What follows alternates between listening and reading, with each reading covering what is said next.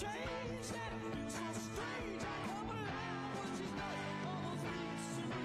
And she says, come on, come on, come on, come on, come on, come on. I need you. Come on, I love you. Come on, I need you. Come on, come on. Baby's gone away. So right, so right. Here with you here tonight. Baby's gone away. Just hold me close. Don't ever let me go.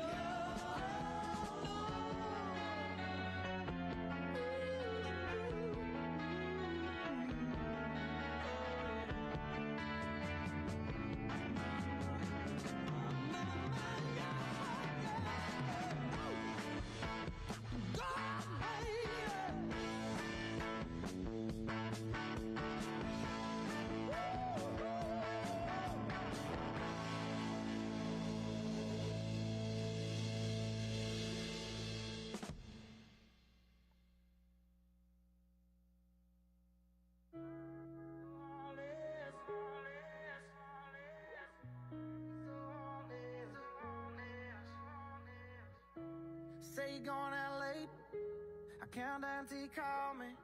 It's just one of those things that you do when you're lonely, and you're all about the chase, but you won't ever let me catch you. And I wish it was the same, but I know I'm gonna let you in again. And when I do, it's gonna hurt like hell, and you don't mean to.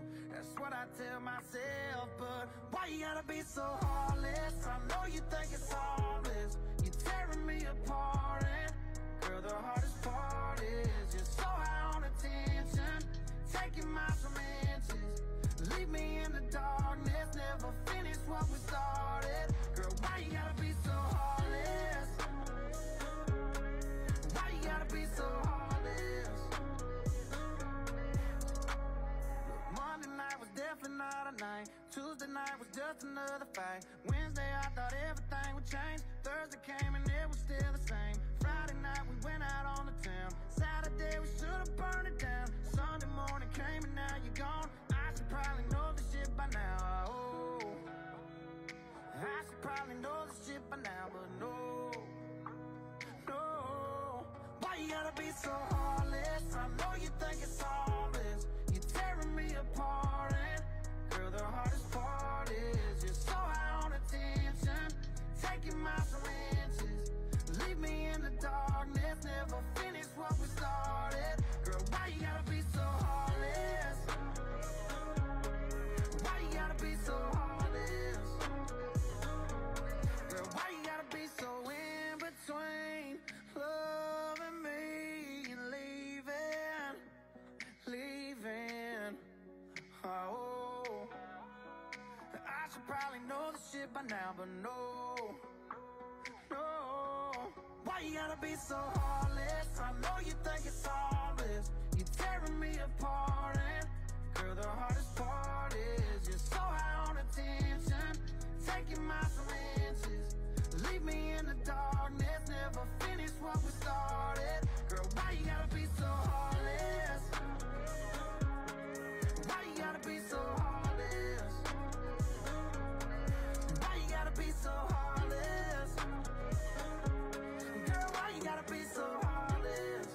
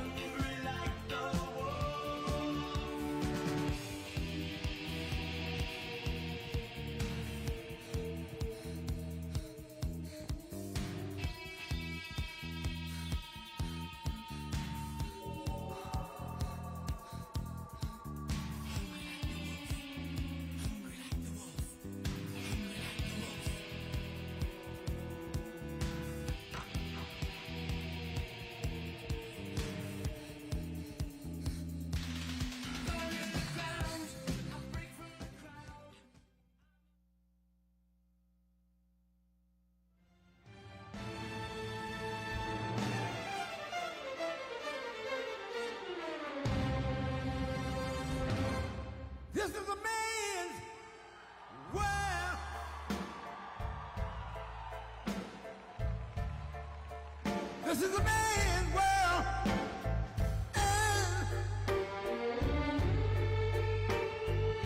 But it wouldn't be nothing without a woman or a girl.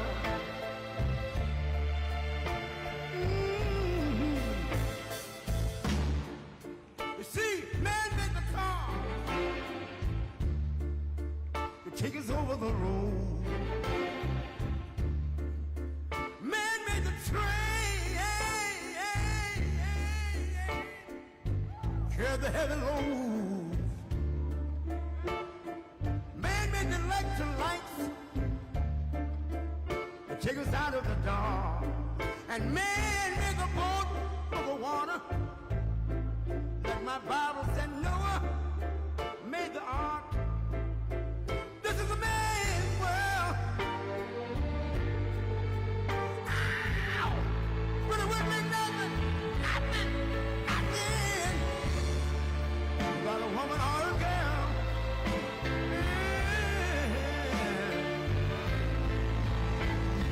L'uomo rincorre il potere, ma lui non sa. E il grande inizia ad essere come si parla. Nel palmo stringe un'idea che non vive, che nella sua fantasia corre, se non si accorge che poi non l'ha più senso, si vive solo per sé.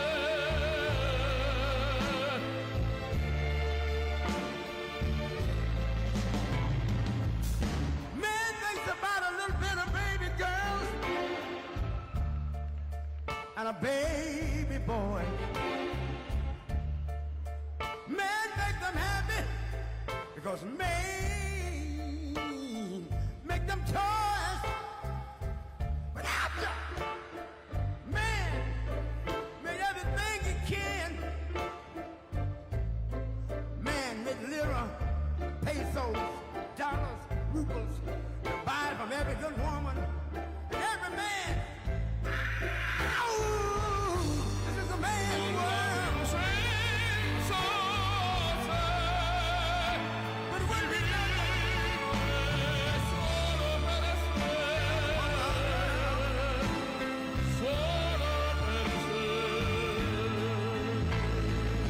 He's lost in the wilderness. He's lost. E non si accorge che poi non l'ha più senso, si vive solo per sé, solo per sé, solo per sé. This is a man's world.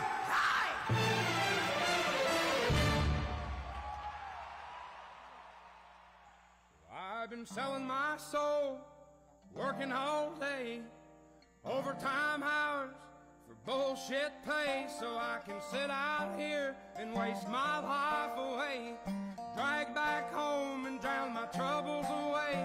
It's a damn shame what the world's gotten to for people like me, people like you. Wish I could just wake up and it not be true, but it is. Oh, it is living in the new world with an whole soul. These rich men north of Richmond, Lord knows they all just wanna have total control. Wanna know what you think, wanna know what you do, and they don't think you know, but I know that you do, 'cause your dollar ain't shit, and it's taxed to no end, 'cause the rich men, north of Richmond.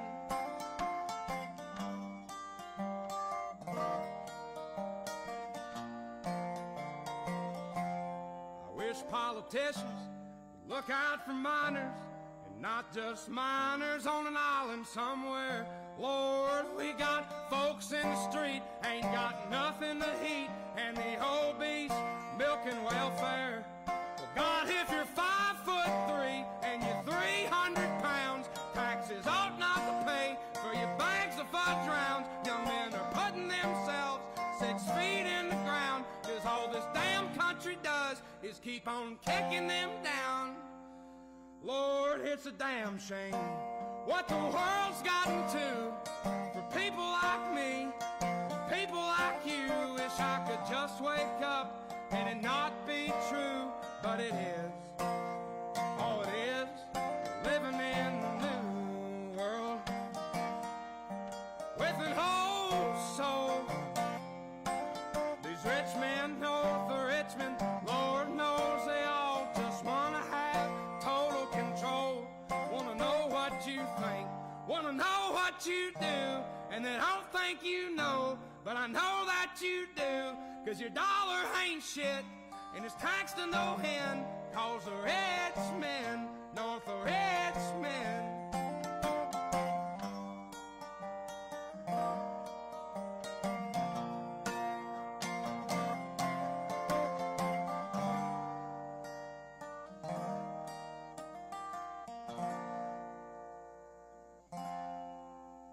I've been selling my soul, working all day, overtime hours for bullshit pay.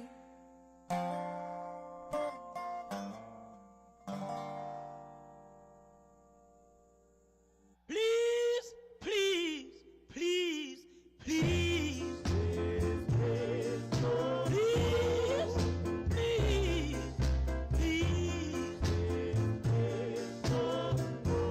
Honey, please, yeah, yeah, oh yeah, yeah. I love you so. Baby, you did me wrong. Well, you done me wrong. So you done me wrong. Well, oh yeah, took my love, now you're gone. Please, please, please, please, please, please, please, please, please, please, honey, please, oh, well, oh, yeah, well, I love you so. I just wanna hear you say, I, I, I, I, I, I, honey, please, oh, yeah, I love you so, baby, take my hand, I wanna be your lover man, oh yeah, good God Almighty, honey, please, no, oh, yeah, I love you so.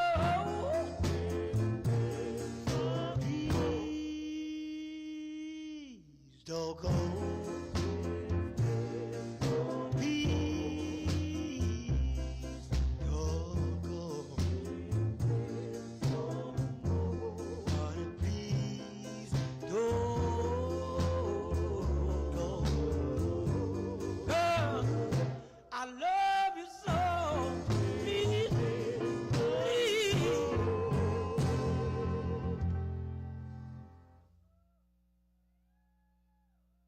Ladies and gentlemen, please welcome to the stage former Florida Attorney General, Pam Bondi.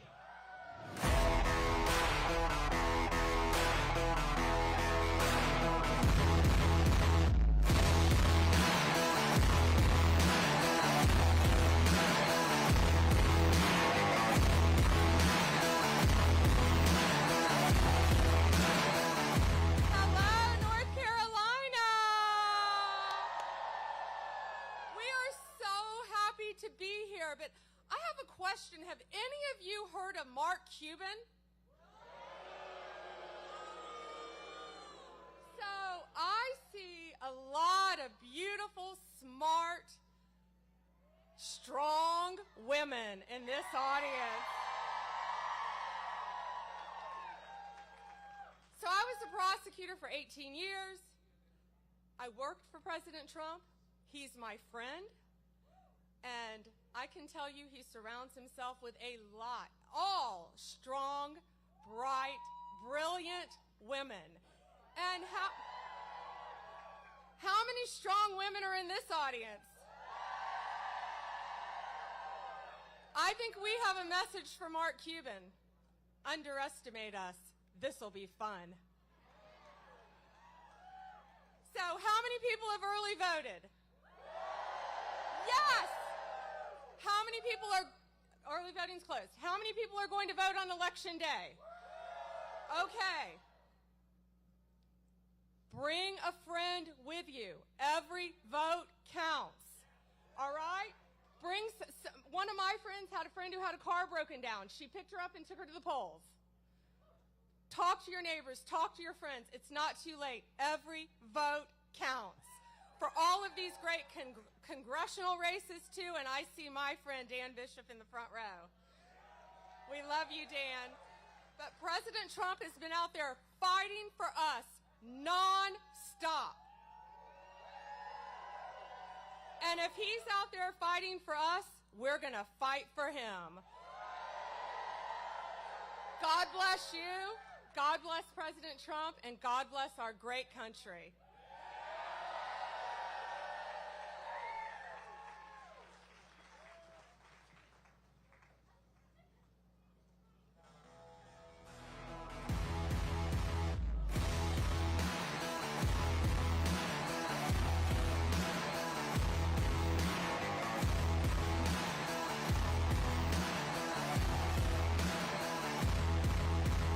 Let me back it up to the start of the climb.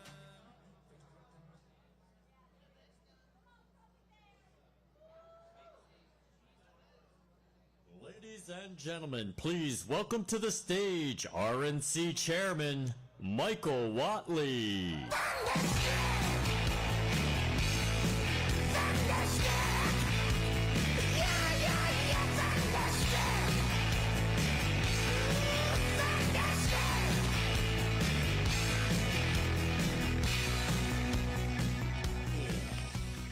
Well, God bless North Carolina.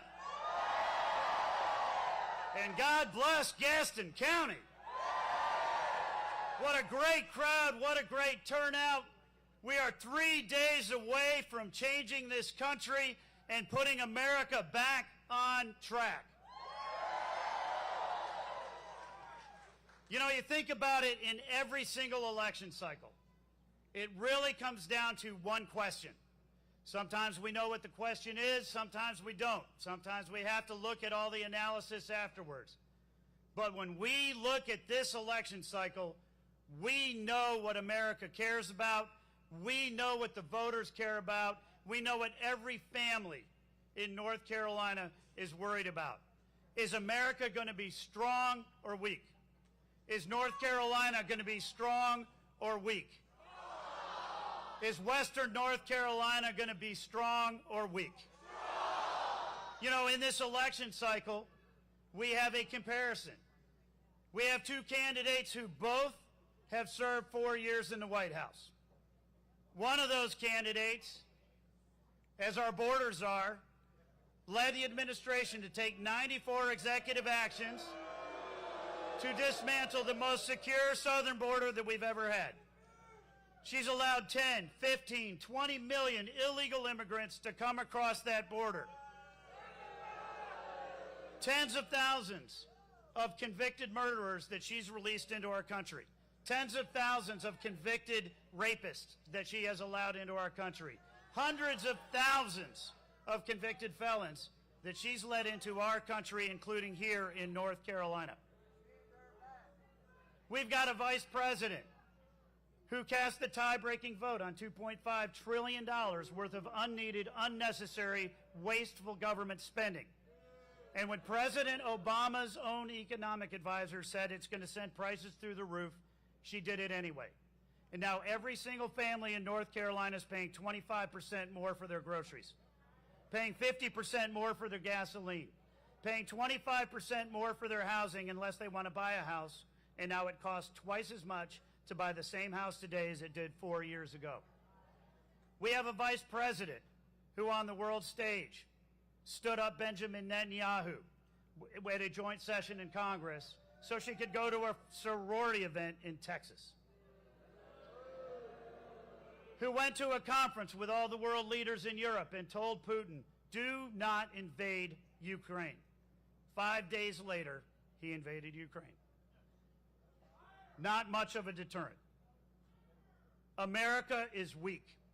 And when America is weak, the world is a far more dangerous place. On the other hand, we have a former president.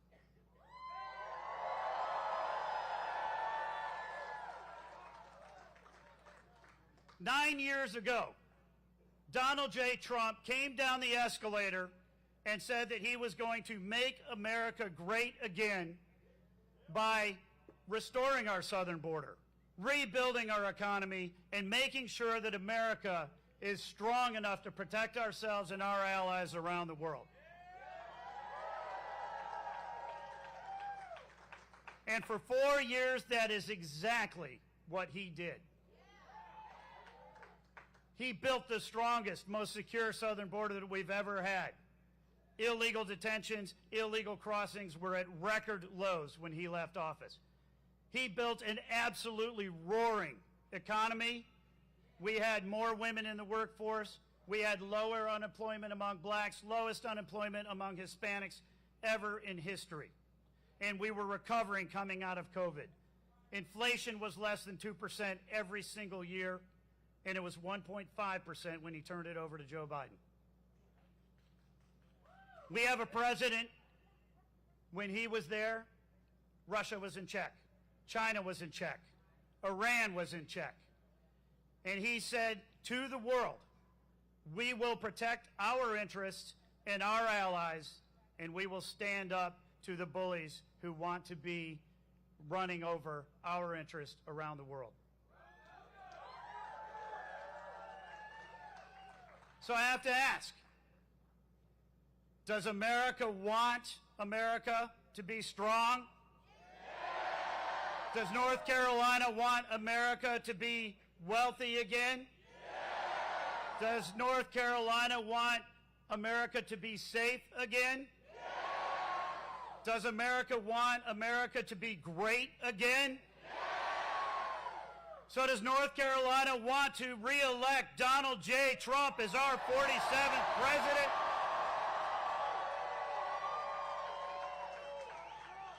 And are you ready to welcome the 45th and 47th President of the United States of America to North Carolina?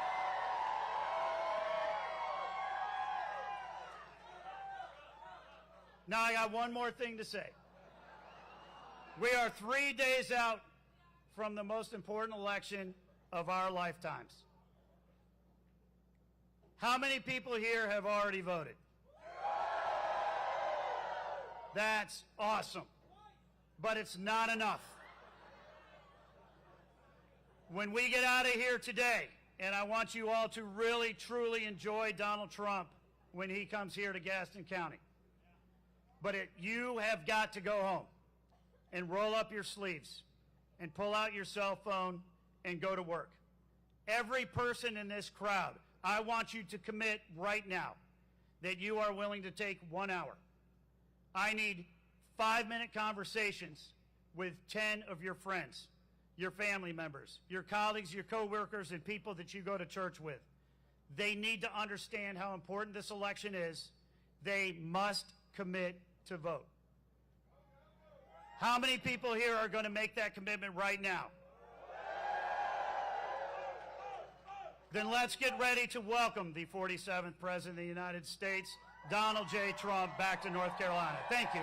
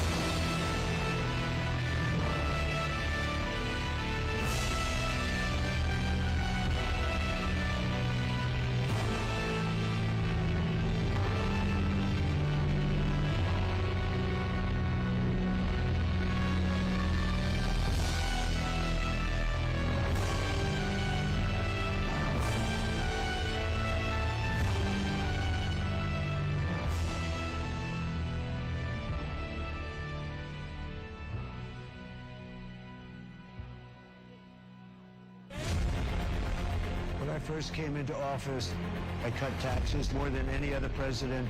We have created 7 million new jobs, and it led to a growth like we've never seen before. We developed the greatest economy in history by far. When I left office, it changed. Inflation destroyed the lives of so many people. Interest rates went from 2% to 10%. Millions of illegal immigrants, traffickers, and drugs coming into our country. Our country has gone to hell. So I made a decision to run. We're going to make America great again, greater than ever before. I will fight for you with every breath, and I will never let you down.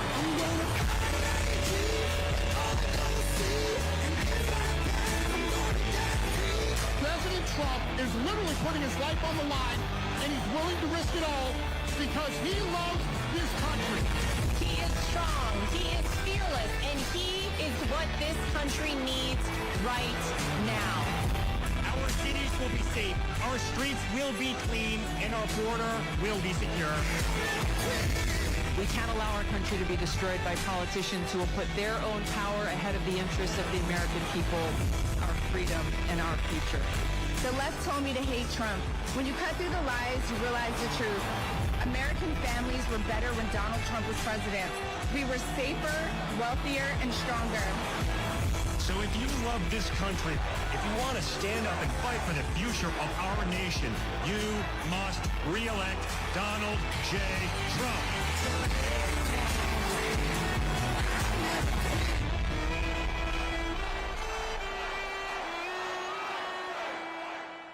Ladies and gentlemen, please welcome the next President of the United States, President Donald J.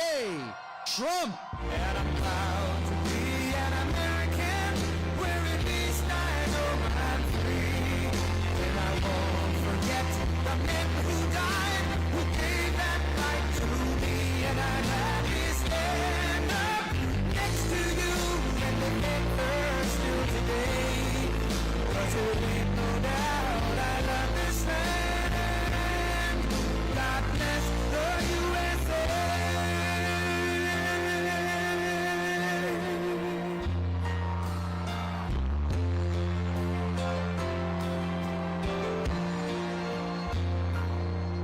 From the lakes of Minnesota to the hills of Tennessee, across the plains of Texas, from sea to shining sea, from Detroit down to Houston, and New York to LA, where there's pride in every American heart, and it's time we stand and say, proud to be an American, where at least I know I'm free. And I won't forget the men who died, who gave that right to me.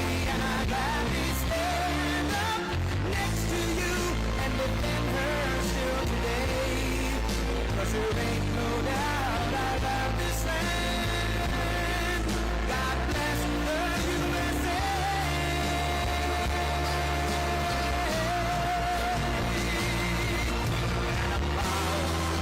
An American, where at least I know I'm free.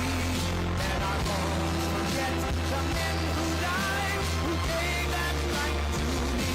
And I gladly stand up next to you and defend her still today. 'Cause there ain't no doubt I love this land. God bless the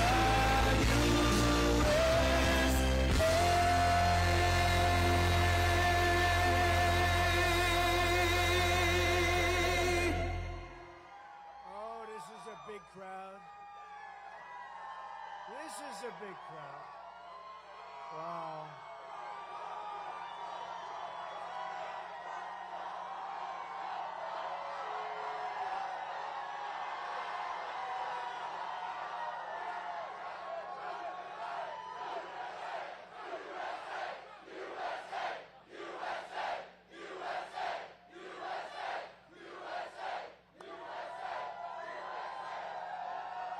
Thank you very much. Oh, you know, this was supposed to be a small little stopover. You got 20,000 people here. This was going to be a little stopover, Tim. No, this is great. We were just going to stop over real quick, a little group of people. This is not a little group of people. Hello, North Carolina. This is going to happen. I predict, let's make a prediction. This will happen on Tuesday, I think, right? This will happen on Tuesday. I think they'll end up having many, many more people than they thought. This is going to be great, but we have to get out and vote. And we will, because I am thrilled to be back in this beautiful state. What a great state. You know, I have a little granddaughter named Carolina. You know that, right? With thousands of proud, hardworking American patriots, which is what you are. You really are. You're amazing people. It's an amazing place. You've been through a lot. Your government has not helped you too much, I can tell you. Your government, FEMA, has let you down because they wanted to spend the money on illegal migrants instead. But we'll be here on January 20th, and you'll see quick service, all right? I'd like to begin by asking a very, very simple question. Are you better off now than you were 4 years ago? I don't think so. I don't think so. I've come today with a message of hope for all Americans. With your vote on Tuesday, I will end inflation. I will stop the invasion of massive numbers of criminals that have come into our country. And I will bring back the American dream. We don't have the American dream. We had it. We had it. You know, we also had energy independence 4 years ago. This is all you need to know. Kamala broke it. She broke it. We will fix it. I will fix it. It'll be fixed very fast. And America will be bigger, better, bolder, richer, safer, and stronger than ever before. This election is a choice between whether we will have 4 more years of incompetence and they're grossly incompetent, let's face it. They are the worst. That's no president. But I shouldn't say that. No, inclusion, I shouldn't say that. You ever hear her? We want to be a unified country. We want to be a unified country. She said the other day, we want to be unified. We don't want to say bad things about anybody, including our opponent. He's Hitler. He's Hitler. You ever hear it? She talks about unity, and then she calls me Hitler. Well, whether we begin the 4 greatest years in the history of our country, and I'm asking you to be excited about the future. You're going to be excited about the future. It's such a great area, this whole area is.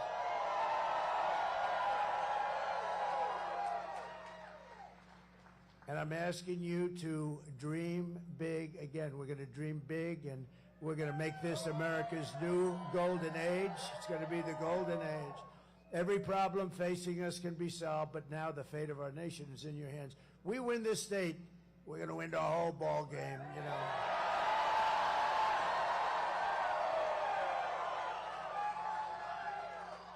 And we've won it twice before, and we won it quite easily. And by the way, Michael did a fantastic job. He did so well. You know, he stopped the steal. He stopped the cheating here. They didn't stop it in some other states. But he did so well, and we did so well here. I said, Michael, how would you like to run the whole damn thing, right? And then I said, what other star do I get? And I said, maybe my biggest star of all, Lara from your backyard. Lara. I got Lara from your backyard. She's great. She's great. Good couple, too, right? That's a good team. Eric and Lara. On Tuesday, you have to stand up and you have to tell Kamala that you've had enough. You can't take it anymore. You're grossly incompetent. Kamala, you're fired. Get out of here. You're fired. Get the hell out. Get out of here. We got to fix our country. I watched her this morning. She gives these press conferences that last like about 2 minutes. It's the weirdest thing. You know, I get all set. I want to watch something, right? Ladies and gentlemen, the vice president, oh good. She comes onto the stage like for 2 minutes, and all she does is talk about me. She never talks about what she's going to do. Donald Trump. Did you ever see the clip where they go, Donald Trump? The last time she spoke, she mentioned my name like 28 times or something. She didn't talk about what she was going to do, and economically, she doesn't know anything. In fact, what she's proposing, well, wait a minute. You just saw, you were going to go over it in a second, the worst numbers I've ever seen. How good was that? To get those numbers 4 days before the vote was, thank you very much, sir. Thank you. Thank you, sir. Now, you would have liked that on one of your races, wouldn't you? But no, to get those numbers, we had the worst numbers, I think, maybe like sort of ever. And they were like 4 days. And I want people to remember it because, you know, a lot of people said, well, this won't affect the election because a lot of people aren't thinking about that. Of course, these people, they'll say, look at all of them. Look at all of the fake news. They say all of that. They always say that, but I think it's unbelievable timing. If I had my choice of, I think it's perfect. I covered it last night. We were in Milwaukee in the biggest arena you've ever seen, same size as Madison Square Garden. It was packed hours before the event. We could have filled it up twice. And that's Wisconsin, the great state of Wisconsin. And a great Green Bay player, the great Brett Favre, you know, he endorsed me. He endorsed me, and that's a big thing in Wisconsin. He was on the Packers, as football fans know. He could rip the ball. He could throw that ball so hard, so fast. Sometimes it would hit the receiver in the face. He couldn't see the ball was coming so fast. It was a lot of embarrassment, you know. It just ripped the ball into their hands, and he was great. I shook his hand. He had the biggest hand I've ever seen. Now I know why he thought. His hand was like 3 times the size of a normal hand. His fingers were like sausages. I said, they're the big. I looked at it. I said, that's the biggest hand. I mean, you know. And so he was born to do that. But you know what? He said, I've never done this before. He did a beautiful little speech, and he said, I've never done this before. I've never endorsed anybody. I'm endorsing President Trump because we want him to just do the same job he did.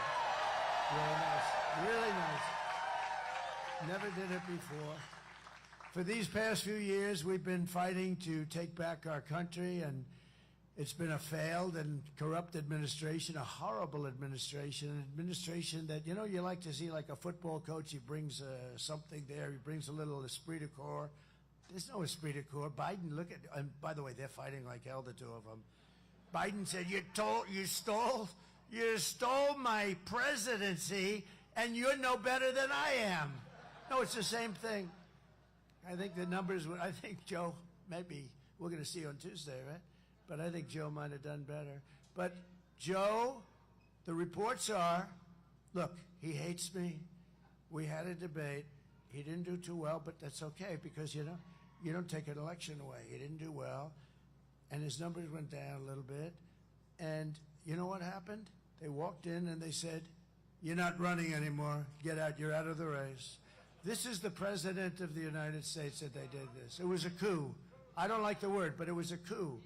But it was sort of worse than a coup because a coup takes a little more time. This was like Crazy Nancy and some others. They walked in. She's crazy as a bedbug. And somebody should look at her Visa stock. She sold her position. This is a woman started off with nothing. Now she's worth $200 million. Do you think she's been honest? No, she has a big position in Visa, right? I think it's Visa, one of them, whatever, who the hell cares, but it's Visa. And, you know, she plays the market. It's not really playing when you have the information she's got. So she sold her entire position the day before it was announced that Visa's under massive investigation. Now, is the fake news going to do anything about that? I doubt it. Together we have overcome every attack, every abuse, and even 2 assassination attempts. I remember them. And now it all comes down to this. Remember, assassination, nasty, but it really is. I mean, they go after people that are meaningful. They go after people that are meaningful. They go after people that believe in making other countries pay for what they do. We're tired of being ripped off. Consequential, I guess, is the best word. They seem to go after consequential presidents. And I didn't know it was such a dangerous profession. Being president is a very dangerous profession. Who would have thought? But if you look at race car drivers, I have a lot of race car driver friends. You know, I own a job down the road in a place called Charlotte. Have you ever heard of it? And it's been such a pleasure. But we have a lot of the race car drivers that remember their members, and it's been a great place. Just I'd like to be able to come here sometime and actually play at the course. And the beautiful, I bought a whole big thing there years ago, and it worked out beautiful. It just works so beautifully. But I was talking to somebody, and they were talking about a consequential president, and then all the race car drivers, and I said, let's see, and I asked somebody, and you got to be careful when you talk about this subject. You don't like to say, what's the level of death when you drive a race car driver and you're talking to a race car driver, right? So I did a little, so it's like 1/10 of 1%. And the bulls are a little bit more, 1/10 of 1%. President, it's a lot. That percentage is like up there, high. It's probably the highest thing you can do. Nobody told me this when I was thinking about it. Nobody told me this. But I wouldn't have changed my mind because we're going to make this country greater than it's ever been before. We had the greatest economy in the history of our country. We had the strongest border in the history of our country. The strongest. Should I bring down my favorite chart of all time? Bring it down. Bring it down. It's my favorite chart of all time.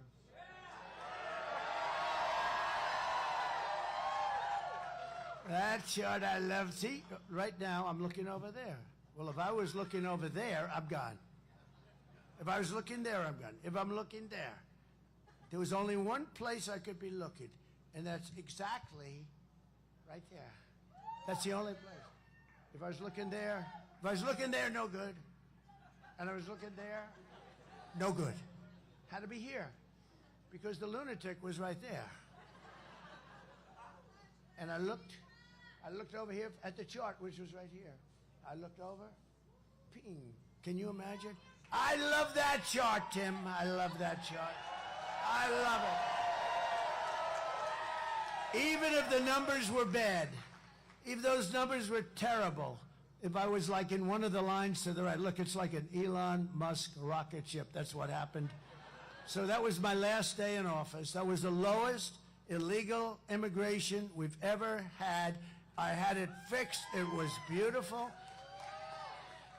And that included trafficking of women. They traffic, mostly it's women, by the way. I hate to tell you that, but it's women.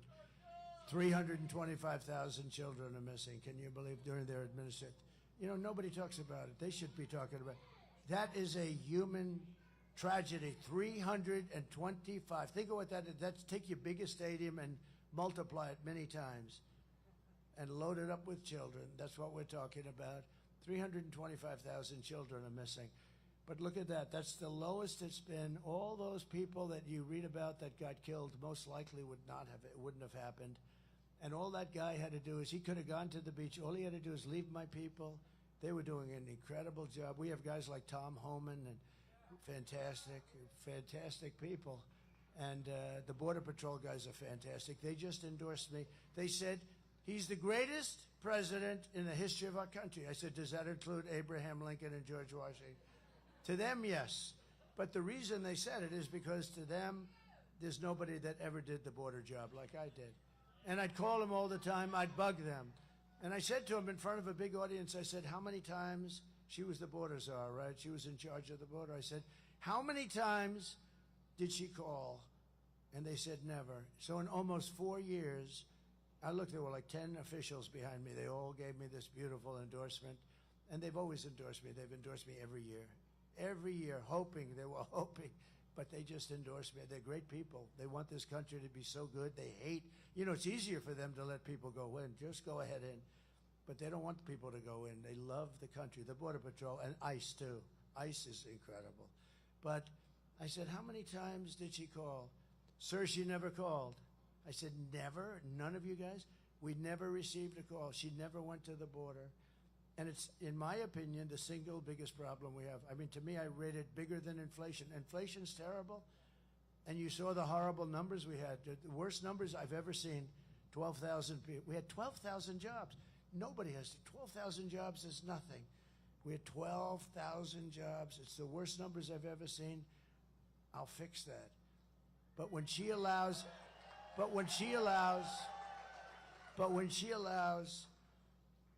13,099 murderers. These are people that are incarcerated for murder, many of them more than one murder.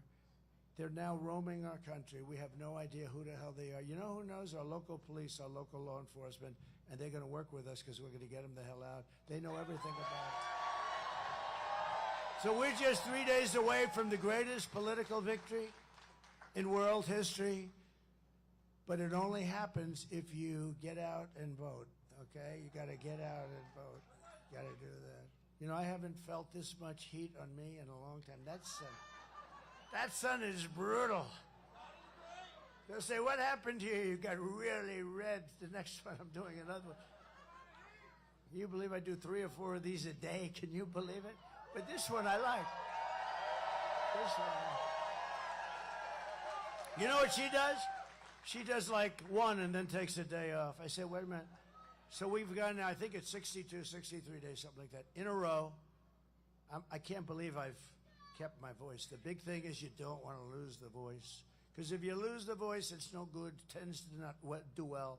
It tends not to play well for those people in the back. But you know what? 62, 63. And you know who knows that? I call them the women of North Carolina.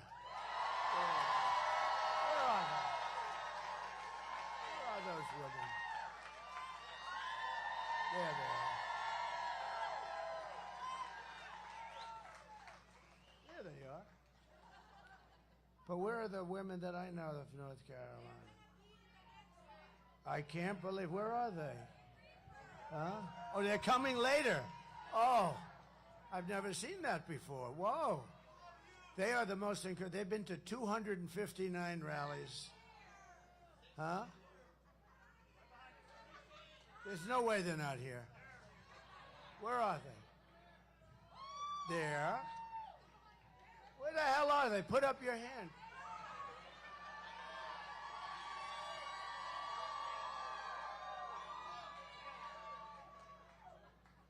You dress so differently today. They've underdressed today a little bit.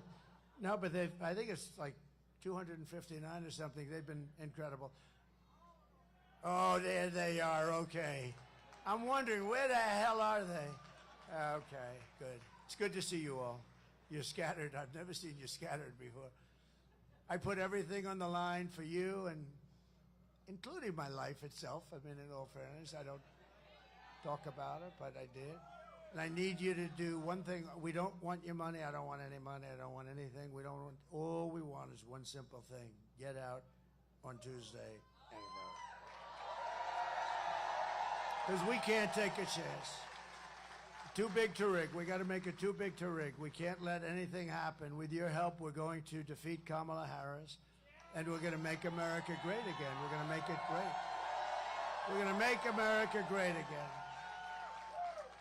Yesterday it was announced that Kamala's economy added only 12,000 jobs. Nobody's ever heard of that. You know, look, you've been doing this. Even if you're not into that world too much, I am. But, you know, you see it, 250 jobs. We were doing badly this month, 250. It's usually like 200, 250. Sometimes you have 300, 400, 12,000 jobs. I never heard it before. I've never heard of that number before. It's automatically, you know, you have automatic growth. One of the worst jobs report of all time, they say. I mean, how good is that if you happen to be running against the people that did that, right? It's only good for one thing. Same thing with the border. The border is horrible. It's death, it's destruction, it's the ruination of our country. It's only good for one thing. If you happen to be running against the idiots that allowed this to happen, open border.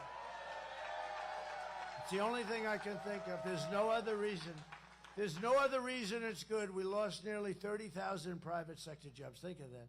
And the jobs created were mostly government jobs. No, that's easy. You just call up, hire 100,000 people this month, you know. We don't want that. We want private jobs. Along with nearly 50,000 manufacturing jobs were lost in a single month. I've never heard of these numbers.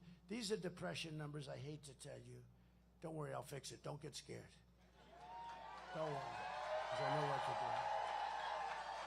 Under Kamala's catastrophic agenda, more than 100,000 manufacturing jobs have been wiped out since just the beginning of the year. It's not, these are numbers that are crazy. 150,000 Americans joined the unemployment rolls in October. That's really, you know? I mean, I've got your speaker. I've got a lot of big shots from North Carolina down here. They're looking like I had nothing to do with it. He said, I had nothing to do with it. In October, but nearly 250,000 people dropped out of the labor force. That's 250,000. They dropped out. They gave up. They basically gave up looking for a job. We cannot take 4 more years of this calamity. You may not be able to take a couple of months more of this. This isn't just... In fact, now that I see these numbers, I think I'm not going to do this. Goodbye, everybody. I'm going to go to the beach. I didn't know I was getting... I didn't know. Joe Biden is Herbert Hoover. Turned out... I always said I'd hate like hell to be Herbert Hoover. I would. That was 1929, the Great Depression. These are Depression-type numbers. 100% of all net job gains in the past year. This is another beauty. Have gone where? Do you know where? To migrants. 100% of the job openings have gone to migrants, taking jobs from more than anybody else, and you haven't seen the numbers.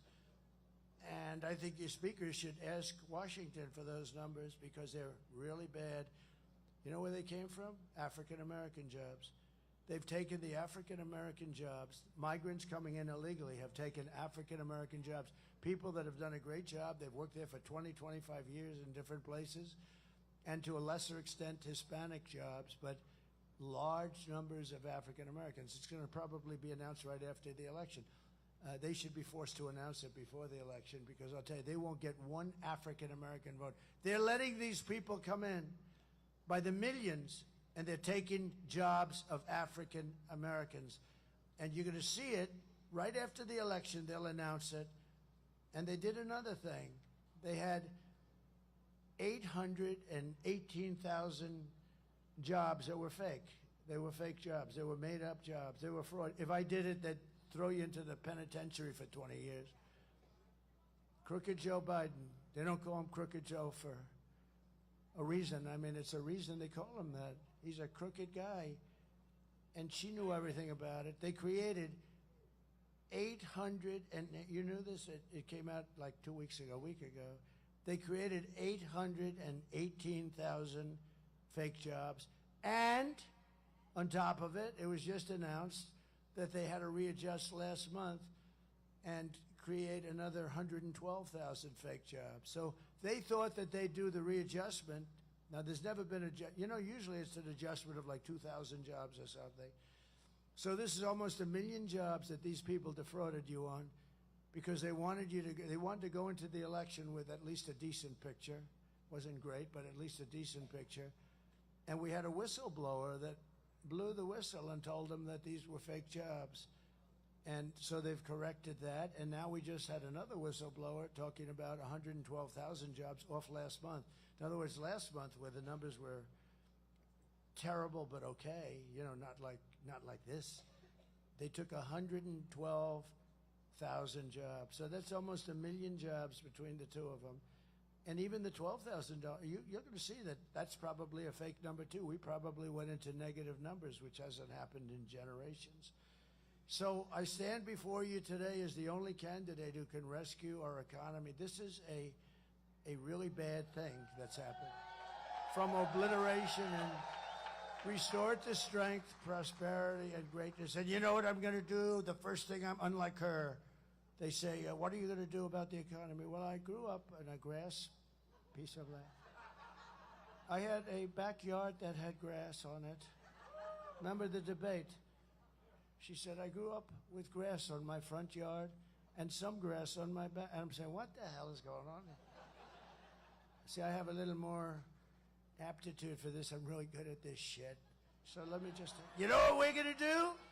We're going to drill, baby, drill like you've never seen before. Right straight there.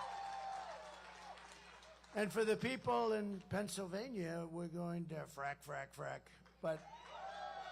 But we're going to drill, baby, drill. And we're going to frack in certain areas. We're going to frack like we've never fracked before. Because we have more energy than any country in the world, including Russia. We're lucky in that regard. Including Russia and Saudi Arabia. They have a lot of oil. We have more than they do. And we were energy independent 4 years ago. Think of that. And your price per gallon was, I always went around and said $1.87. The government corrected me. It was $1.84 a gallon. Can you imagine? We got it down to $1.84. And now it's like $3.50, $3.75. But, a few months ago, it was much higher. You know what they did? They went back to my policies because they were getting crushed. This was going to go over $6 or $7. In California, it was $8.50. Gavin Newsom, he does a terrible job. By the way, she worked with him. She worked with him and destroyed California.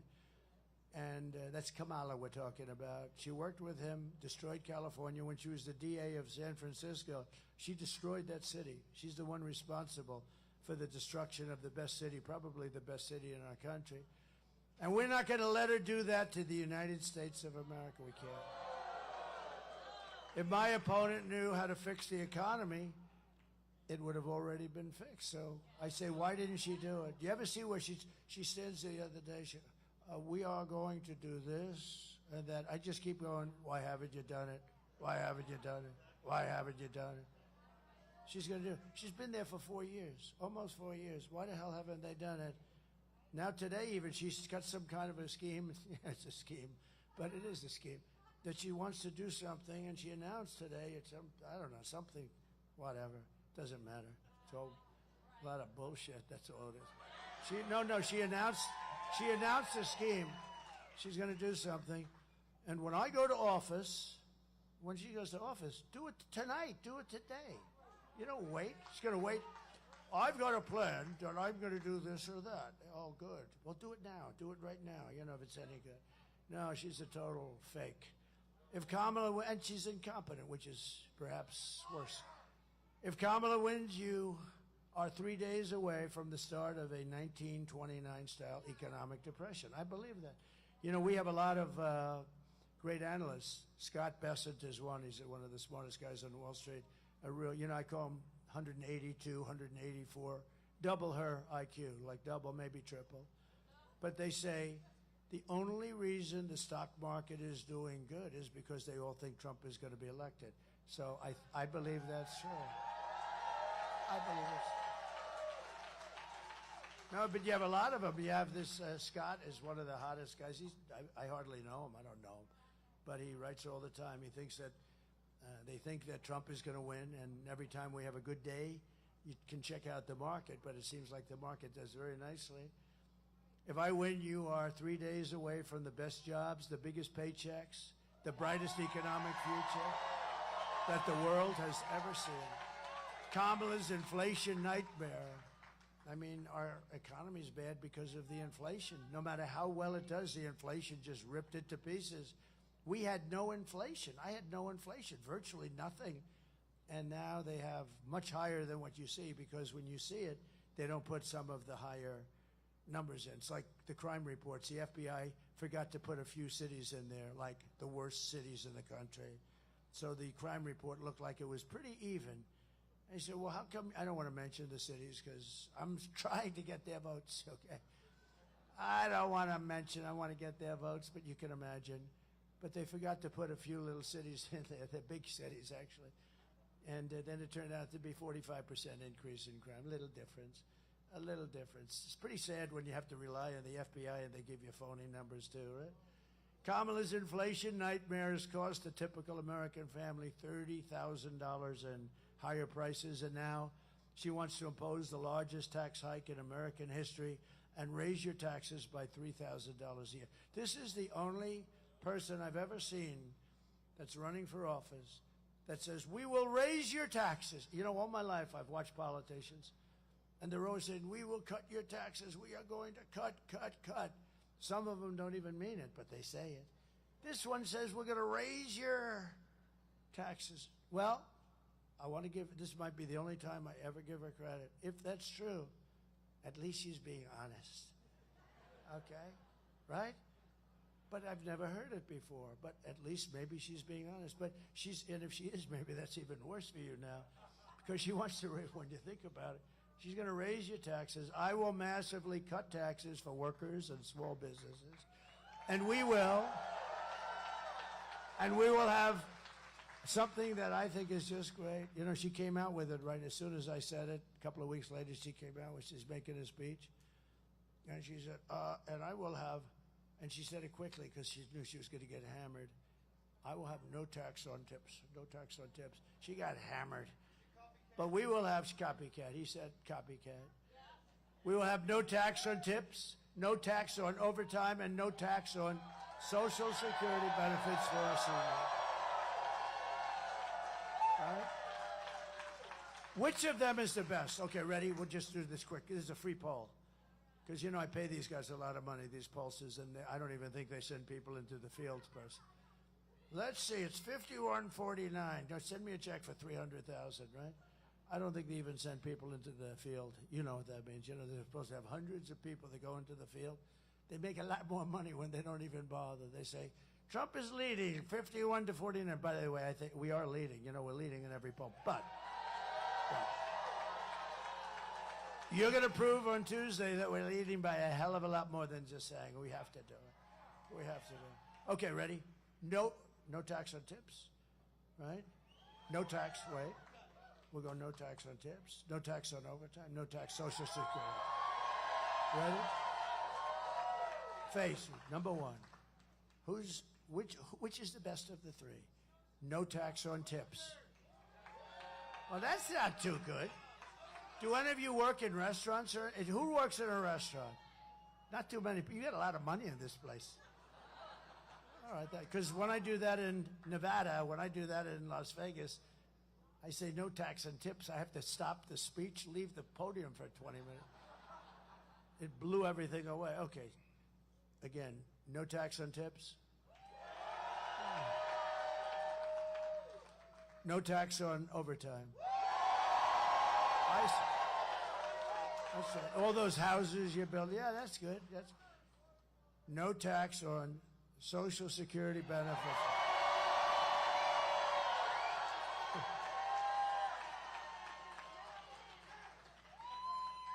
And these guys are going to say, Trump has a conflict of interest. He's giving himself a tax break. No, can you believe? Because I'm a senior, I don't feel like a senior. Wait a minute. Do the seniors here feel like seniors? I feel better. I actually feel better than I did 30, 40 years ago, I think. I actually think I'm sharper.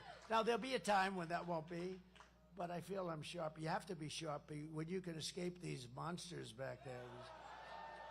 These horrible, horrible, dishonest people. You know, the fake news, I came up with the name. I came up with the name fake news.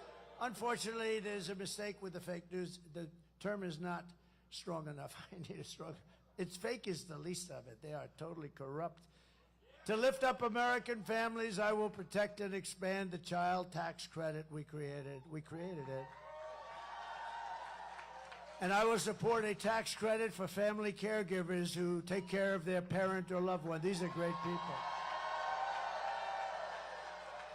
I'll tell you what, these people, if you didn't have caregivers, these family caregivers, we call them angel moms and angel wives, where a husband comes back from the war or something and lots of problems. And if you didn't have them, you know, our hospital system wouldn't be able to survive, literally. It would be, you'd have to make it 3 times bigger. These people have contributed so much, and they haven't been recognized. We're going to recognize. We're going to give tax credits to people that take care of people. No, you'd have the people in the hospitals instead of at home in a bedroom with their family, with their mother or their wife or whatever, and or their husband. And they're unbelievable people. And a lot of them aren't. You know, a lot of them leave. A lot of them say, I can't take it. They say, I didn't sign up for this. I'm sorry, I didn't sign up for this. They say that, and they leave. And people understand that too. But these people, they're angels. They're incredible angels. Our hospital system would not be able to handle it. So I think they deserve it, don't you? They don't even ask for it. You know, I don't have any big lobby or anything asking me for it. I have lobbies asking me for everything, but I have no lobby asking me for that. Just something I feel. I've always felt it. I've seen so many of them, met so many of them, and they want to just take care of their son or their husband or their daughter. I mean, they just want to take care of these people. And you could never get that kind of a care in a hospital. As good as a hospital is, as good as the hospitals are, you could never get that kind of care. So it's a beautiful thing, and we're going to do it. We're going to do it immediately. We're going to get it done immediately to rapidly reduce inflation. Thank you, Angel Moms. I will end Kamala's war on American energy, and we will drill, baby, drill. We're going to drill, sir. And I'm going to tell you that the best thing we can do, look, we're lucky. We have oil and gas, and we have it in abundance. I got ANWR approved in Alaska, which is the biggest, perhaps the biggest in the world. It might be as big as Saudi Arabia. It's massive. Reagan tried to do it. He couldn't get it done. Everybody tried. Everybody, well, the Democrats not so much, but everybody tried, and every Republican tried, I can tell you that. And they tried like hell, and I got it done. I got it done. And we were ready to drill and go, and this guy gets in within the first short period of time. They terminated it. This would have made so much money for our country, would have been so great for Alaska. I love Alaska. My grandfather spent a lot of time in Alaska. He was looking for gold. And then he realized, well, it's hard to find gold. And he'd see what happened to those people. That was a rough life. That was real cold stuff. So he built these little buildings, and they became little hotels for the guys looking for the gold. See, we always had a little entrepreneurial spirit. And he spent a lot of time in Alaska doing that. He was looking for gold, and he said, I could do better with building little hotels along the trail, right? And they actually have one. I think it's like a big landmark deal now. It's really great. It's tiny. It's like a few rooms, but that's the way it was. It was beautiful, but spent a lot of time. This would have been so great for Alaska. It would have been incredible for Alaska and unbelievable for our country. We would have taken care of Asia out of Anwar. And the first thing he did is terminated it. And he also terminated the Keystone pipeline. But he let Russia build Nord Stream 2, which is the biggest pipeline in the world. He let them build Nord Stream 2. Think of that. And I terminated that. I said, no, you're not building it, Russia. You're not building it. I'm sorry, Vladimir. He would ask me, don't do that. I said, I got to do it, Vladimir. It was going to supply all of Europe, Germany mostly, but all of Europe. And I terminated it. And he comes into office, and he immediately approved it. I said, what the hell is he doing that for? And then they say, Donald Trump was soft on Russia. No, that was the biggest project in Russian history, and I terminated it, and they never got it finished. And then this guy comes in, and he lets it go. I tell you, he's the exact opposite. Think of it, the exact opposite. His foreign policy is the absolute worst. Every single foreign policy move he's made, look at Israel. Don't do anything, don't do anything. And at least now they're in a position where there's some defense, where they can defend themselves from what might happen. You know, we're very close. I'll tell you what, we're very close to going into a thing called World War III. And we have people that do not have the mentality to even think about keeping us out. They have no idea. Again, should have never happened, Russia going into Ukraine. Afghanistan would have never happened, never. Getting out was right. I was going to get out, but with dignity and strength, and keep Bagram, which is the big air base. They gave up Bagram. It was 1 hour away from where China makes its missiles, nuclear missiles, 1 hour. That's why I would have kept it, not for Afghanistan. 1 hour away, think of it. And he left Bagram, and you know who occupies it now? China occupies it. China, he gave this multi-billion dollars, and this is from many years ago it was built, got the biggest runways in the world, can handle anything. The biggest runways, most powerful, deep, thick concrete runways. To build them today would cost billions, tens of billions of dollars. He gave it up like you give up nothing. I've never seen. Always keep Bagram, and now China occupies Bagram, 1 hour away from where they make their nuclear weapons. It's so sad. What's happened in this 4 years is so sad. And she's now running for president. She shouldn't even be allowed to run for president. I'll cut your energy prices in half within 12 months because we're going to get it going. And to bring jobs back, millions and millions of jobs. We'll give our companies the lowest taxes, the lowest energy costs, the lowest regulatory burdens, and free access to the best and biggest market on the planet, but only for those who make their product right here in the USA and hire American workers for the job.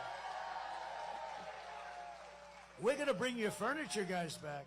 You know, I love this state. You know when I got to know your state? When I was in this hotel phase of my life, I did great. I loved those hotels. And I'd come to North Carolina because you had the greatest craftsmen, the greatest everything, right?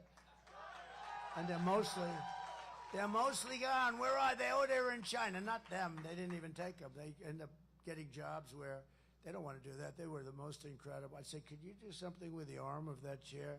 Yes, sir. Ding, ding, ding. They were like artists. I said, boy, that's beautiful. Could you do that? Yeah, we can do that. But we can do something better. Watch. I said, man. And I'm telling you, you had the greatest craftsmen in the world for furniture. And that business has been obliterated by stupid politicians. They're going to all come back. You watch. They're going to all, because we are now going to protect them. We're going to protect them with, as I said, the most beautiful word in the dictionary, tariffs. And if these companies don't make their products here, then they will pay a very stiff tariff when they send their products or bring their products into the United States for the privilege of competing with our companies and our workers. Our companies are going to be protected. I will never apologize for defending America. I will protect our workers. I will protect our jobs. I will protect our borders. I will protect our family. I will protect our women. I'm going to protect our women. I got into so much trouble. You saw that. I said, we will protect, because I keep hearing, I think the women love me. I do, because they know. You know what? If they don't have me, they got millions of people pouring through and coming up to the suburbs. They say the suburban women. Well, the suburbs are under attack right now. When you're home in your house alone and you have this monster that got out of prison, he's got, 6 charges of murdering 6 different people, I think you'd rather have Trump, but here's what I did. And I had a group, very controversial. What I do is very controversial. I don't care. I do the right thing. I want to protect women, but I want to protect our men. I want to protect our children. I want to protect everybody. So I took a little poll. And these horrible people back there said, well, Trump is soft with women. I don't believe I'm soft with. They say Trump is soft. He's very good with men. I don't know. Thank you, men. Thank you, men. No, I'm through the roof with men. She ain't catching us, men, let me tell you. No, I'm great with men, but I'm sort of like soft with the women stuff. And I say, she goes, yeah, it's true, you are. Who said that? She said I love good. She's made it up. She goes, yeah, you are, but we love you. So I believe that women have to be protected, men have to be, children, everybody. But women have to be protected when they're at home in suburbia. So when I did it, I said it, I came off stage and my genius is back. Sir, that may be a little bit of a rough statement. What? That you're going to protect women. Tell me why it's a rough statement. They said, well, it's a little self-serving. I mean, they'll say, who do you think you are? I said, yeah, I'm president. I want to protect the women of our country. So I came back out. I said, could I do a poll, please? I love these polls because they're free, I don't have these polls. It's $250,000 to interview 12 people, right? So what happens, I came out, and I said, is there any, a crowd like this is a big crowd. I said, is there any woman that would be offended by the fact that I said, I am going to protect you as your president? No hands. So I had like 20,000 people. I didn't have one hand. I didn't have one hand, not one hand. Well, there was one woman that did say it. This woman's very smart. She said, was that Pelosi? Who the hell is that? You are a smart one. Wow. No, well, somebody else just said it was a woman who transitioned, But I didn't say it. I didn't say it. I know. You have to be very careful. Everything you say, like there's some women that are very beautiful in the audience. I would never say that, because if I said like that, her, we get a lot of her. If I said they were beautiful, that's the end of my political career. You're not allowed to say a woman is beautiful. You're not allowed to say, hello, you're a beautiful woman. You're a beautiful, very beautiful woman. If you do that, that's the end of your political career. But I've never had, women sort of like it, but you can't do it because we have to remain a politician for 4 more years to straighten out this mess that these stupid people have given us. No, they want you to be very politically correct. And, well, they picked her because they wanted to be politically correct. She was the least qualified person. You had 12 other people, and she was number 13. In every poll, if he got out, but it should have been his decision. He goes through and he gets these 14 million votes. It should have been his position. I don't know how you can just take it away. They really think of it. This is a famous moment in our country's history. They went in and they said, you're out, to the President of the United States. They said, we're taking your presidency away. He said, no, you're not. He said, yes, we are. And by the next day, he said, yes, you are. They said something. But they went in and they took his presidency away from him like taking candy from a baby. It's really wrong when you think about it. I mean, what's the purpose of the primaries? And it was very shortly after he got the nomination. You know, not talking about a long period of time. And they should have done it. Or if they were going to do that, they should have held another primary and let 20 people run. And if she could run too. But they just had it because they wanted to be politically correct, right? And it's a very bad thing for our country, although I happen to probably think of all of the people, she would be my first choice to run against. So I shouldn't be complaining. But I do complain because, you know, as they say, they're a threat to democracy. You know, they say that about me. They always say, Donald Trump is a threat to democracy.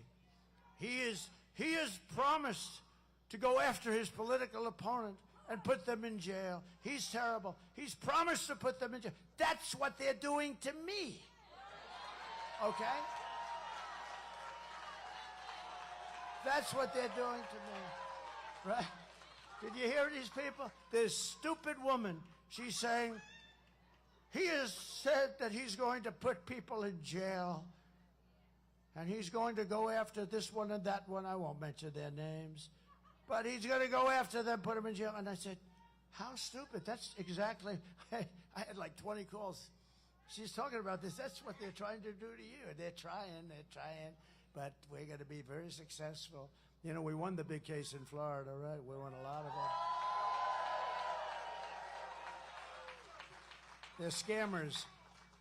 As we rescue our economy, I will also restore our borders. Again, I believe the borders are the single biggest problem that this country's had in 100 years because they're disturbing our country. They're really disturbing. What they've done to our country is not even thinkable.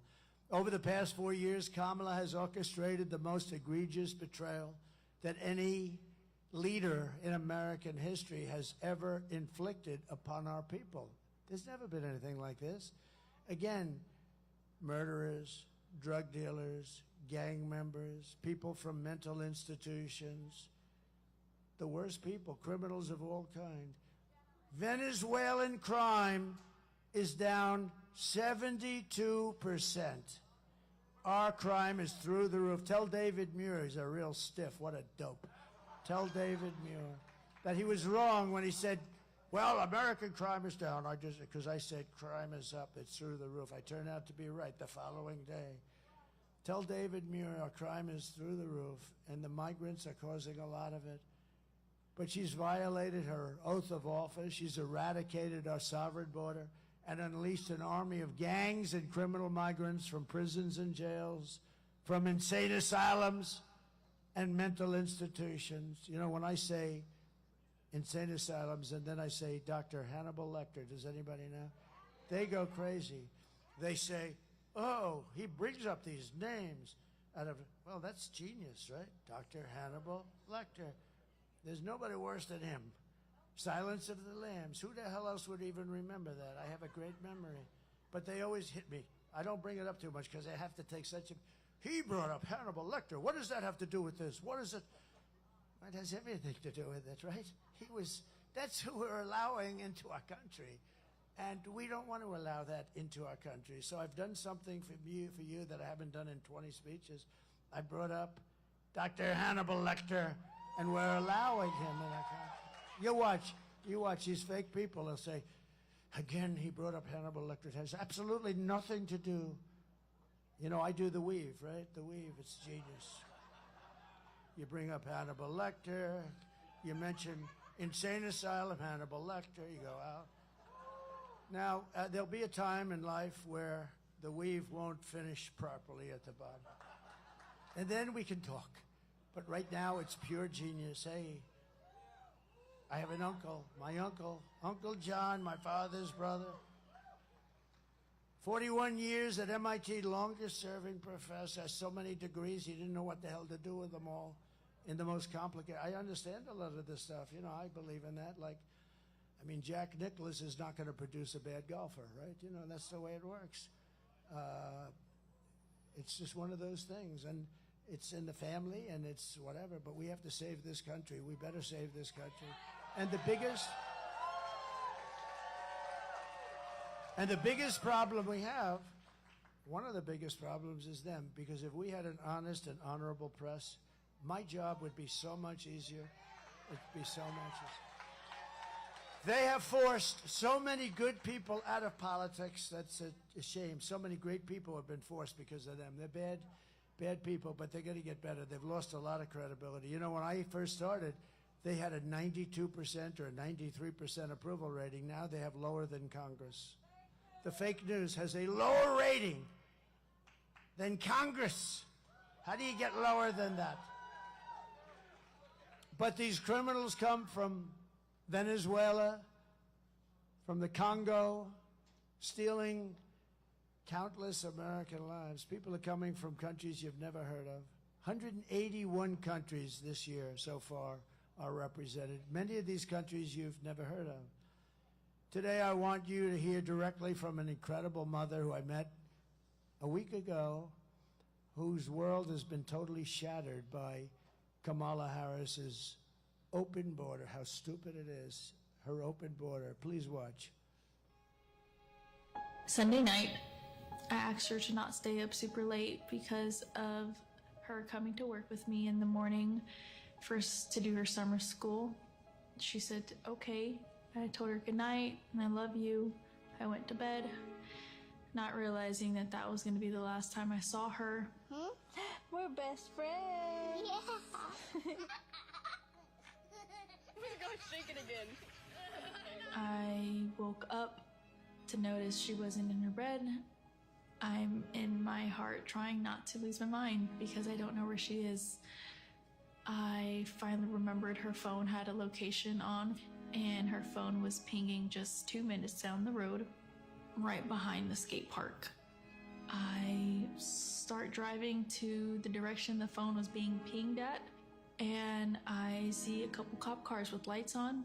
I see yellow tape, and immediately my heart drops and sinks to the bottom of my stomach. My daughter's hands and ankles were both bound. She was strangled to death, left with no pants. And I know in my heart, she fought incredibly hard. She was not going down without a fight. We begin with two men we're learning are charged with capital murder tonight, accused of killing a 12-year-old girl. Police say these men strangled her before dumping her into that creek. Both men were in the country illegally. Apprehended, then released by Border Patrol less than 3 weeks before Jocelyn's death. The men accused of killing Jocelyn Nungare are affiliated with the gang known for brutal violence. Kamala Harris was in charge of immigration in our borders. If we had better border policies and not open borders and not these catch and release policies, I truly believe this all could have been prevented. Under her being vice president of this country, my daughter's life was ripped away from her. She had her entire life ahead of her. Happy birthday, dear Jocelyn. My daughter is 6 feet in the ground based off of policies that she allowed to keep. Kamala Harris did have one job, and she not only failed, not me, she failed my daughter, she failed Jocelyn.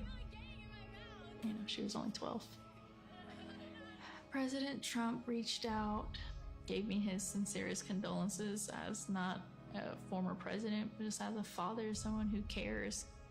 I believe Donald Trump needs to be back in office. I can at least know that my next child will be safe in this country.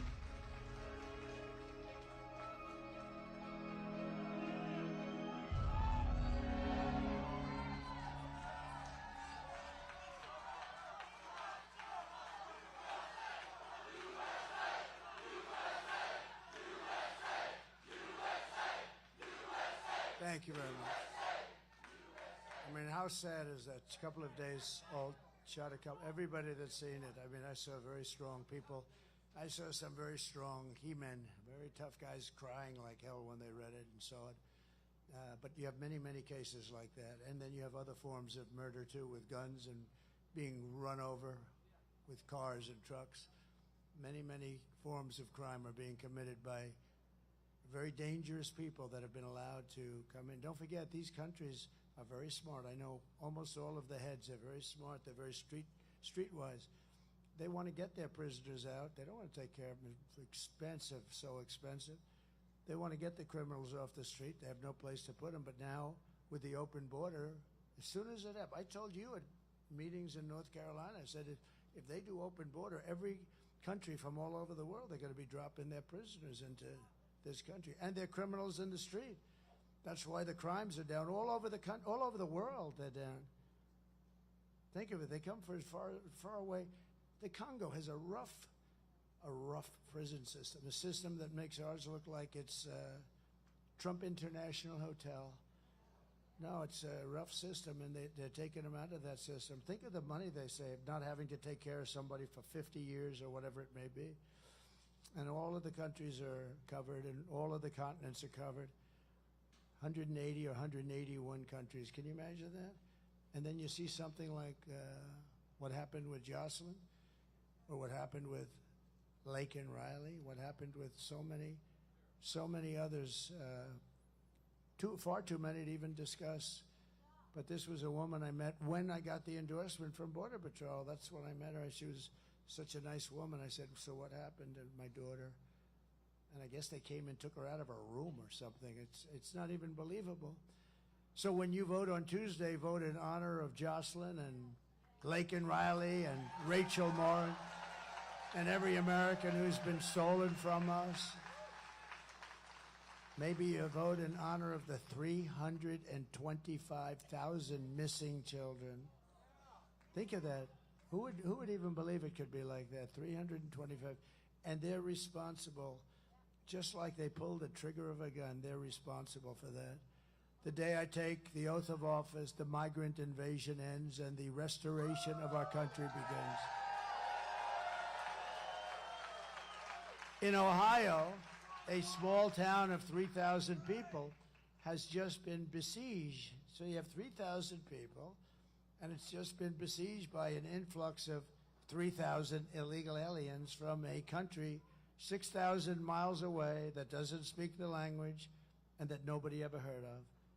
And the town is like, what do we do? And you know, Springfield, also in Ohio, Springfield has 50,000 people, and they dropped 30,000 people into Springfield, Ohio. Now, the hospitals are a disaster. The schools are a disaster. And on top of everything else, it's a very troubled country that they come from. Tough country, tough. But on top of everything, they don't speak the language. And the mayor's a nice man, and he wants to go and help, and he doesn't know what to do. And all he's doing is looking for interpreters. Think of it. No, you have to move them out. You have to move them out. You can't do this to our country. And this is happening all over the country, all over our country. Actually, and to a certain extent, the world. But the world doesn't let people come in like we do. We let people just come in. We're run by very stupid people. They're low IQ people, very low IQ. She is.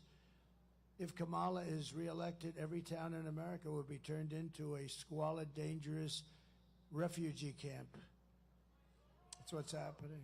The United States is now an occupied country, but it will soon be an occupied country no longer. On November 5th, 2024, this will be Liberation Day in America. It's going to be liberation. On day one, I will launch the largest deportation program in American history. I will rescue every city and town that has been invaded and conquered. These towns have been invaded and conquered, no different than a military invasion, except they don't wear uniforms. That's probably the only difference. And I would say they're probably much more violent, much more vicious. And we will put these bloodthirsty criminals in jail or kick them the hell out of our country. We have to do that. And to expedite removals of Tren de Aragua and other savage gangs, I will invoke the Alien Enemies Act of 1798 to target and dismantle every migrant criminal network that's operating on American soil. Think of how far back we have to go, 1798. Who would think that? Because they ran it tough then, but sometimes you have to run it tough. And if they come back into our country, which they want to try and do, and which they'll probably be successful in doing, it's an automatic 10 years in jail with no possibility of parole. And I am hereby calling for the death penalty for any migrant that kills an American citizen or law enforcement officer.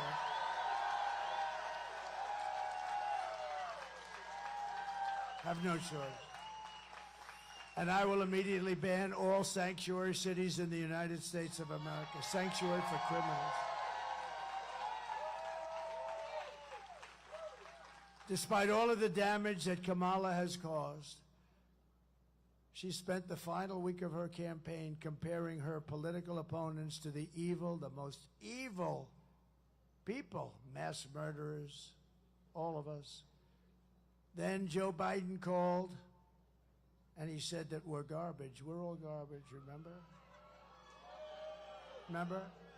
Remember Hillary deplorable, right? I actually said they're deplorable and irredeemable, and I said, oh, she made a terrible mistake. That word irredeemable to me was worse. Actually, it was worse than deplorable, but that one didn't get picked up, Tim. That one didn't get picked up. It was deplorable. It was deplorable that got picked up.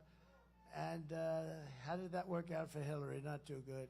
But garbage is a hell of a lot worse, I think, than deplorable, right? Garbage. We're garbage. My response to Joe and Kamala is very simple. You can't lead America if you don't love Americans. Very easy. And you can't be president if you hate the American people. And they have to be hating us.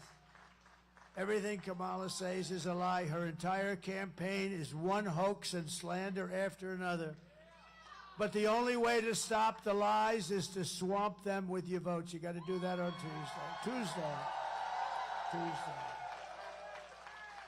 Kamala has no vision, no ideas, and no solution. All she ever talks about is Donald Trump. Good evening, everyone. Tonight I will speak about Donald Trump. Donald Trump. Donald Trump. Donald Trump. Donald Trump. Donald Trump. Donald Trump. Donald Trump. Donald Trump. Donald Trump. Donald Trump. Donald Trump. Donald Trump. Donald Trump. Donald Trump. Donald Trump. Donald Trump. Trump.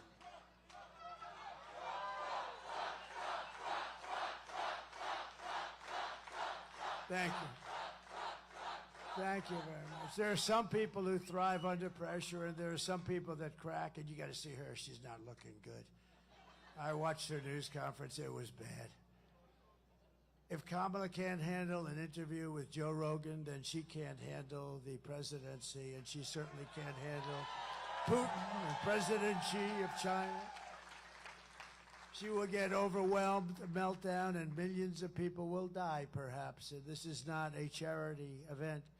This is an election for the biggest and toughest job anywhere in the world. This is the toughest job in the world, they say. I think probably is. Do you want to lose your life savings because we put a weak and foolish woman in the White House? No. Do you want to lose your job and maybe your house and your pension because Kamala has the economic understanding of a child? That's what it is. If you would have heard her speaking a couple of days ago, she had no idea what she was, like I tell you, these things we're doing. She has no idea what the hell she's talking about.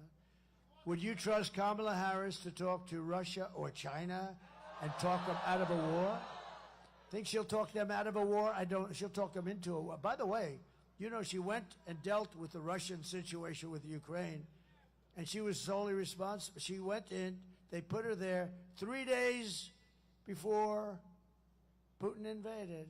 She was nearby someplace. She had big meetings with Russia. They invaded 3 days after the meeting, and that's fact, all fact. I give you only fact because I have all these people. If it's anything less than fact, for instance, I tell them, I look at them in the eye, and I say that this is the greatest political movement in the history of our country. There has never been anything close. There has never been anything close. I tell the story about Pat Buchanan. A lot of you know Pat Buchanan. He's a great old-timer. a good guy too, but he came in second in the New Hampshire primary, right? And it was such a big event that he had a whole 50-year career, great career, as a pundit. He was on television because he came in second in one primary in New Hampshire. We won 50 primaries, and then we went on to win the election, and then we did even better the second time. But we're going to do much better the third time, because the first time and the second time, there were nothing like, look at this. This is supposed to be a quick little stopover. Let me pay my respects to this nice part of North Carolina, and you got 20,000 people.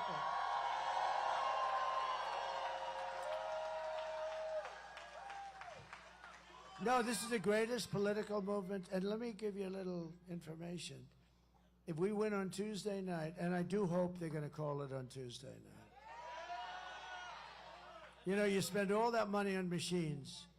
For 8% of the cost, you could have paper ballots and have real security, and one-day voting, voter ID, identification of the country. In other words, it would be okay. We'd like to have, identification that you're a citizen of the United States of America. But voter ID, how about Gavin Newsom? Did you see what he did? They passed a bill in California where you are not allowed to even ask anyone. Not only don't you have to have voter ID, if you work for the state, if you work for anybody, no matter who you are not allowed to even ask anybody for voter ID. I don't think we'll pass that in North Carolina. No?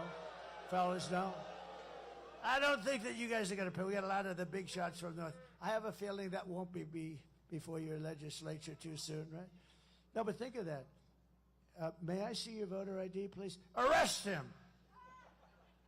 The only reason they do that is because they want to cheat. You know, there's no other reason.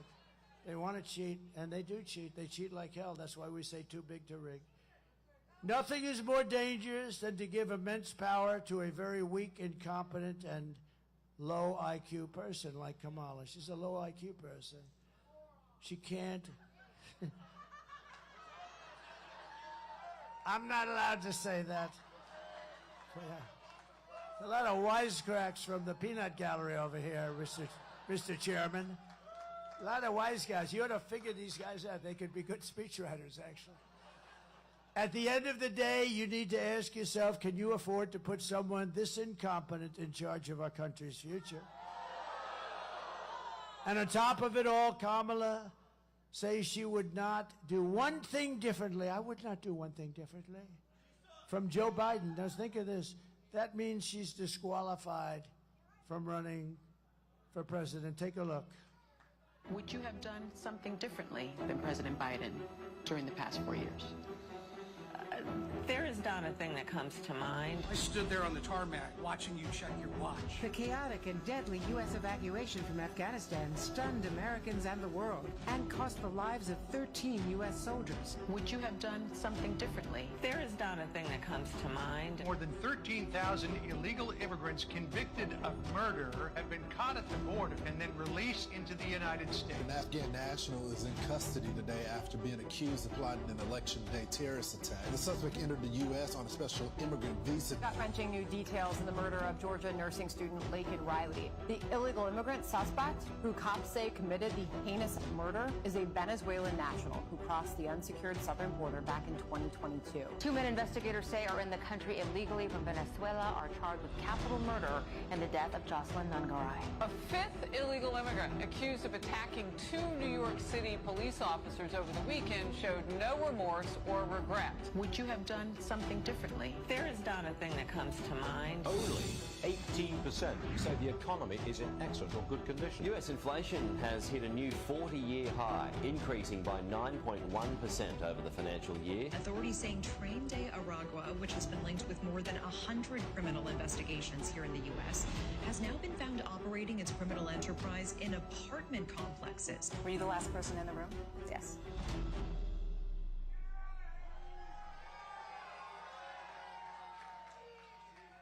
So if you want to end this disaster, you have to get out and vote. So important. Get everybody, get friends, get your friends, drag them in. You have some people there. They're couch potatoes, get them off the couch. We're pleased to be joined today by Congressman Dan Bishop, a great guy. Thank you, Dan. Good. Good luck. How's the race going? Good? Mr. AG, right? That's good. He's running for Attorney General. He has my complete and total endorsement, by the way. He's been a great congressman. I was there at the beginning, right? That first day, that was an interesting one, but you've been a great congressman. Now he's running for Attorney General. And I think he'll go pretty much the opposite of what we're talking about here, right? Some of these stupid policies. A great gentleman, a friend of mine. He's been your speaker, and he is really a good speaker. And he's sitting here marking down all the stuff that he's watching, and he says, we're going to do just the opposite. We will do the opposite of no asking for, right? We don't. Can you imagine a thing like that? If you ask for voter ID, they criminally punish you. So I think Tim Moore, North Carolina Speaker, I think he's going to. I have a feeling he's got a lot of good notes. You're doing a great job. Thank you, Tim, very much. Appreciate it. Congressional candidate Pat Harrigan, who's doing very well. Ooh, he's a handsome dude. Is that good? This guy's central casting. Dan, we need a couple of guys that look like that, right? Good. Good luck. I heard you're doing really well. Good. Great job. Secretary of State candidate Chad Brown. Thank you, Chad. Good luck. The RNC chairman, who you know very well. So, I mean, I'm not going to say he has done a great job, but if we don't win, then I'm going to call him up and say, you did a shitty job. But I think we're going to win. RNC chairman Michael Watley. It's great. Great guy, too. I want to thank Laura also, Laura Trump. She's incredible. You know where she is? In another part of the state campaigning. She says, Dad, listen, I got a campaign. I can't. She'd love to hear it, but she's heard it before. And she said, I just want a campaign. But she loves your state, and she's great. And we couldn't do better. And the partnership of these two people has been amazing. North Carolina GOP Chair Jason Simmons. And what a job. Are we doing good? Are we doing good? Good. Feel good about Tuesday, right? That's good, Jason. We have a lot of respect, a lot of confidence, too. Somebody that's been a friend of mine for a long time, an incredible attorney general for a long time, believe it or not. You look at her, she looks so young, but she's been in Florida, and she was tough and smart, but she was also very fair. Pam Bondi, thank you very much, Pam. Thank you, Pam. What a good job she does. She's very deceptive. You look and you say, I wonder, is she tough? Oh, she's tough. She's scary tough, but she's fair, right? Thank you very much, Pam. Beautiful job. And one of the great developers of our country, he's a friend of mine, he was very generous with North Carolina. You know, we were the first ones down here, and I couldn't take my plane because it was a little large for the runway, and he will always be there with his plane. And we flew down, and he's a very successful guy. He wrote a big, fat, beautiful check. We gave it to Franklin. How good is Franklin Graham? We gave it to Franklin Graham. And his name is Steve Witkoff, wherever he may be. Steve, one of the most successful businessmen in the country, and thank you. Very generous guy, too. He was very generous in Butler, and whenever he sees something, he says, that's okay. That's what I do it for. I think that's why he becomes successful. He loves doing it. Thank you very much, Steve. We appreciate it. And we raised about $7 million for your fund, and we put a lot of it into Franklin. We gave it to some of the best people that do this, and I'm very honored to have done it. And I'll tell you what, they're doing an incredible job. The problem is you're not getting any help from the federal government at all.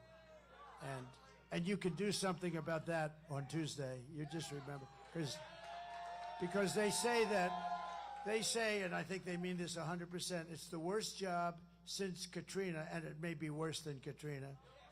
And in all fairness, as I said before, they don't have a lot of money because they've spent the money on things that I don't think they're supposed to be spending the money on. So I just want to let you know, but you have some incredible people working on it and been amazing. And when I was there, I couldn't believe it, what I saw. Houses just ripped out of the foundations. The foundations were ripped out. I'd never saw anything like it. It looked like a tornado, but much wider. You know, tornado goes like a knife, right? I've seen it where it goes right through the forest. I went to so many different tragedies. If you're in the way of those suckers, it's over. And I've seen where tornadoes go straight, and they may only be 15 or 20 yards wide, but if you're in that path, it is over no matter what. Big trucks, 18-wheelers, turned upside down and found 100 yards down the road. Nobody's ever seen anything like that. And sort of this was a combination. This was water, tremendous water. We've never seen water like that. And the destruction was unbelievable, but it was very wide. It was almost the entire, I mean, it went to the tip of Florida. That didn't get hit the same way, but you people got hit the hardest probably, and we're going to really help you a lot. In just a couple of months, we're going to really help you out a lot, okay? I also want to send our prayers to everyone here in North Carolina who's receiving and recovering from Hurricane Helene. That was a brutal thing. Just yesterday, it was reported that under Kamala, almost 50% of phone calls to FEMA for the disaster aid were unanswered. Nobody's answering the calls. They're not there. I'll tell you what, I've been there. I haven't seen one federal official. I haven't seen one FEMA person. And I'd ask the people that were devastated, and I'll tell you the most incredible thing. So I didn't want to say it. You always think it, but you don't want to say it. I said, wow, this is going to be devastating for the election, right? But then I said, but I don't care about that right now. I care about helping the people, which I mean.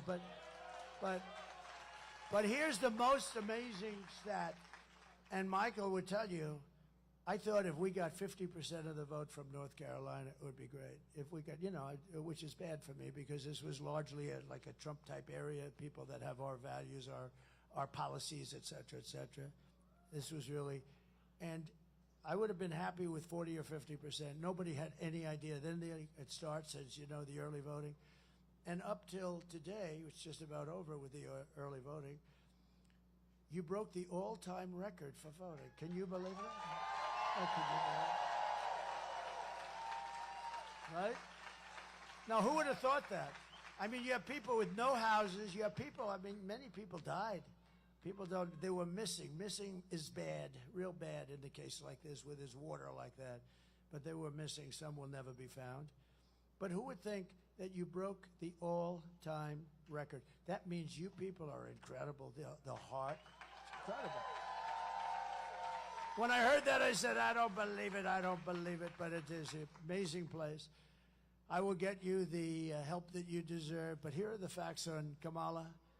She's a radical left Marxist, rated even worse than crazy Bernie Sanders or Pocahontas. Do you know Pocahontas? She destroyed our economy. She was an original creator of defund the police movement, and anybody who wants to defund the police for even 1 week is not worthy of being the President of the United States of America. Kamala vowed to abolish ICE. She pledged to confiscate your guns. Would anybody like to give Kamala their gun? Please raise your hand. We'll pick it up immediately.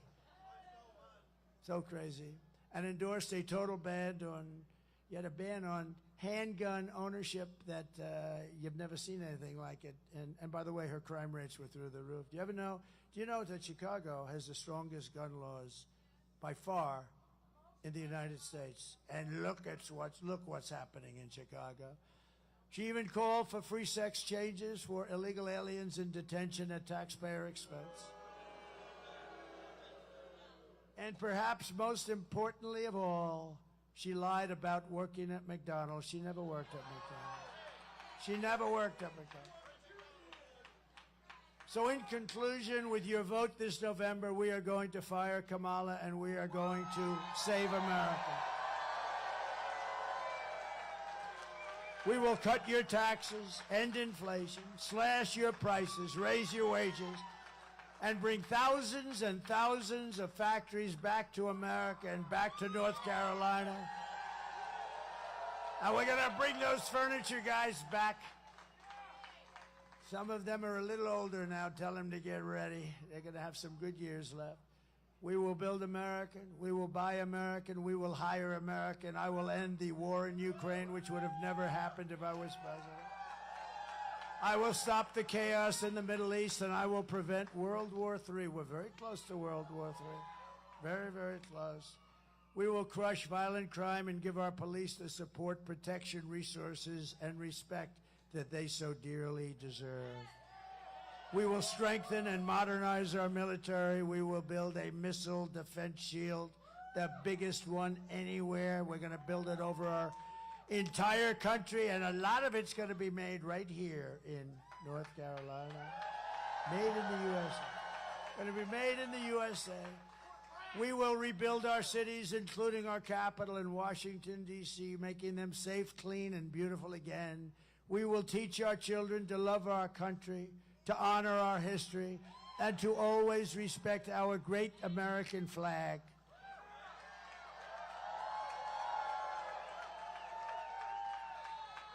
And we will put in a bill that if you burn our flag or destroy our flag in any way, it's 1 year in prison. Right? They say it's not constitutional. We're going to have to check that, Tim. They say it's not constitutional. I just think it's crazy. But we are going to do it. We're going to try and get that done. But they do say that, and I don't know. I don't know whose definition that is, but I think I do. We will get critical race theory and transgender insanity the hell out of our schools. And we will keep men out of women's sports. I will defend religious liberty, I will restore free speech, and I will defend the right to keep and bear arms, your Second Amendment, which is understood. After years of building up foreign nations, defending foreign borders, and protecting foreign lands, we are finally going to build up our country, defend our borders, and protect our citizens. And we will stop illegal immigration once and for all. We will not be invaded. We will not be occupied. We will not be overrun. We will not be conquered. We will be a free and proud nation once again. Everyone will prosper, every family will thrive, and every day will be filled with opportunity and hope and the American dream. We're going to bring back the American dream. But for that to happen, we must defeat Kamala Harris and stop her radical left agenda with a landslide that is just too big to rig. So you have to get out. You have to get out and vote. I'll tell you what. A couple of days, Tuesday, you got to just wake up, and no matter what the hell you're doing, there's nothing that you can do more important. You want to take care of your house, this is more important. You won't own your house anymore. You gotta get out, you gotta vote, because our country is being destroyed. Our country is under siege from the radical left lunatics, and we can't let it happen. You have to get out. For the past 9 years, we have been fighting against the most sinister and corrupt forces on earth.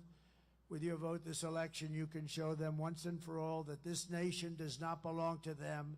This nation belongs to you. It was hardworking patriots like you who built this country, and 3 days from now, it is hardworking patriots like you who are going to save our country. You're going to save it. After all we have been through together, we stand on the verge of the 4 greatest years in American history. That's true. This is so important. This is the most important election you've ever voted in, and I really believe it potentially is the most important election we've ever had.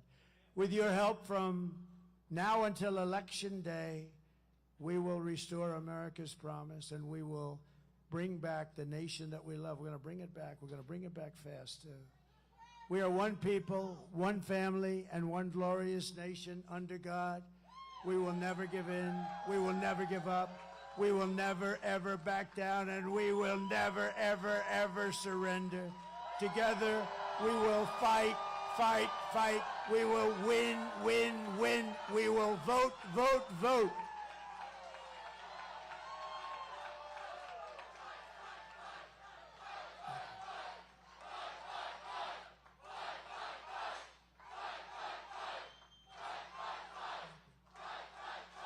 Thank you very much.